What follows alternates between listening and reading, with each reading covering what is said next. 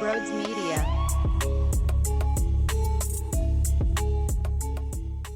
I'm not sure how Danny and Jonesy operate yet. Howie Roseman has been in town forever. Dave Dombrowski has been around baseball forever. There's a lot to go off of to understand who Dave Dombrowski is and the way that he moves in silence, the way that he moves when he's being loud.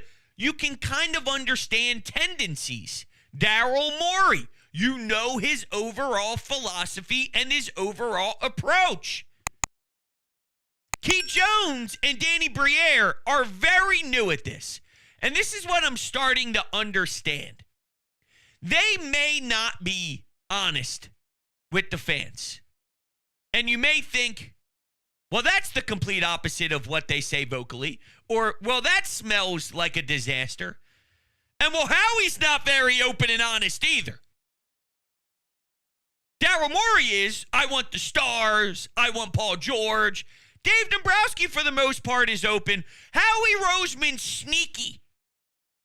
He's really good at his job, though. But he loves to play the game, if you will. And I'm starting to believe that Danny and Jonesy are playing the game a little bit. And that doesn't mean it's a bad thing.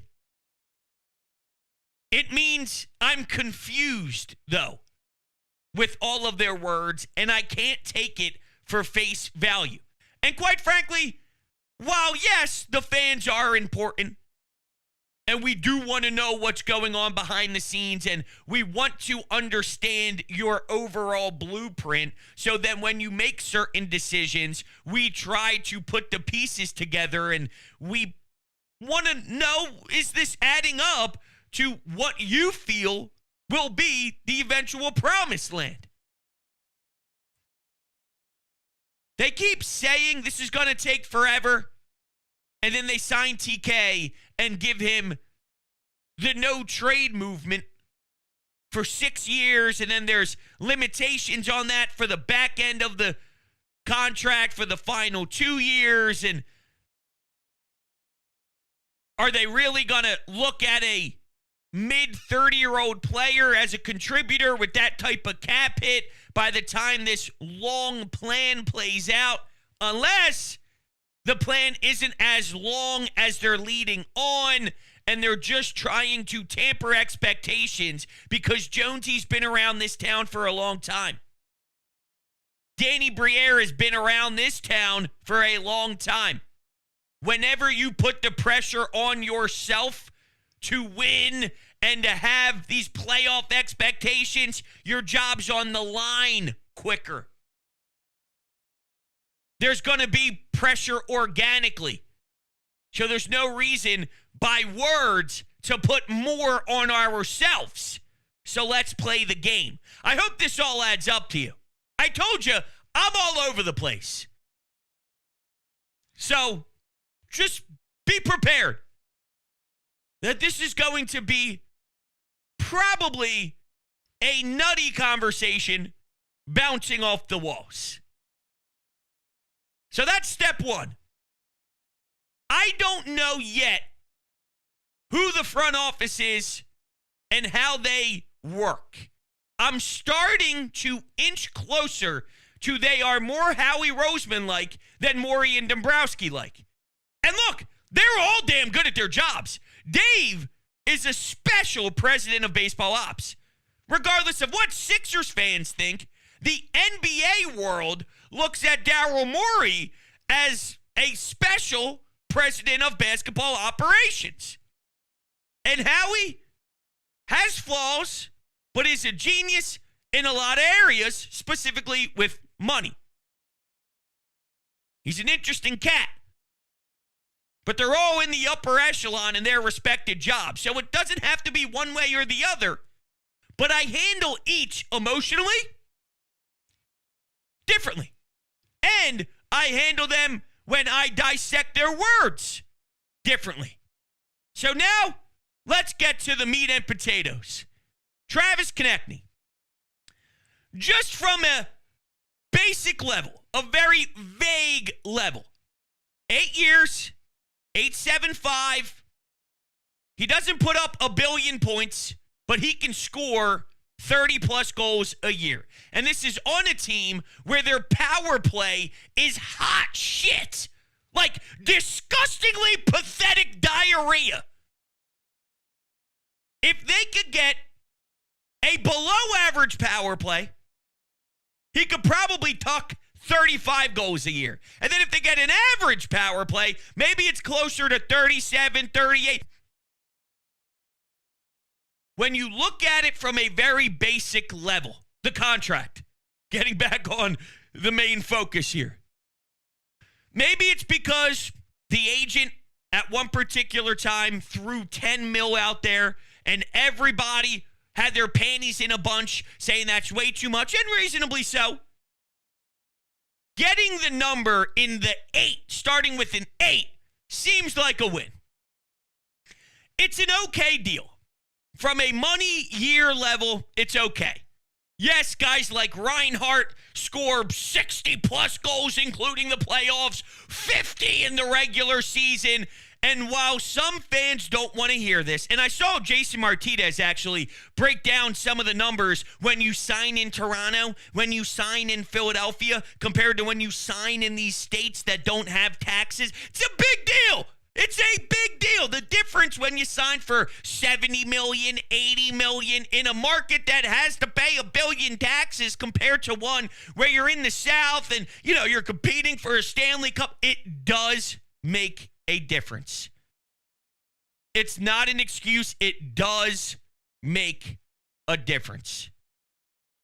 So it is on the higher side based off of his production point total wise.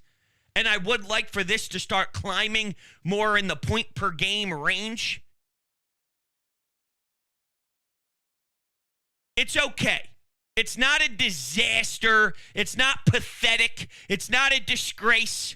It's okay. Where things get tricky, though, is the timeline. And I've always been, if you date back to some of my previous pods, a big proponent of,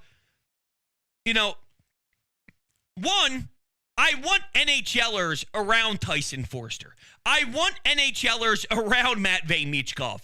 I don't want to have Matvei Michkov and Cam York and Oliver Bonk when he eventually gets here and Tyson Foerster, and you give Owen Tippett this contract. Like, the point of Owen Tippett having this contract is he helps change this thing around, and he's a part of the winning culture, and I want that around Matvei Michkov. So I do value that. I do.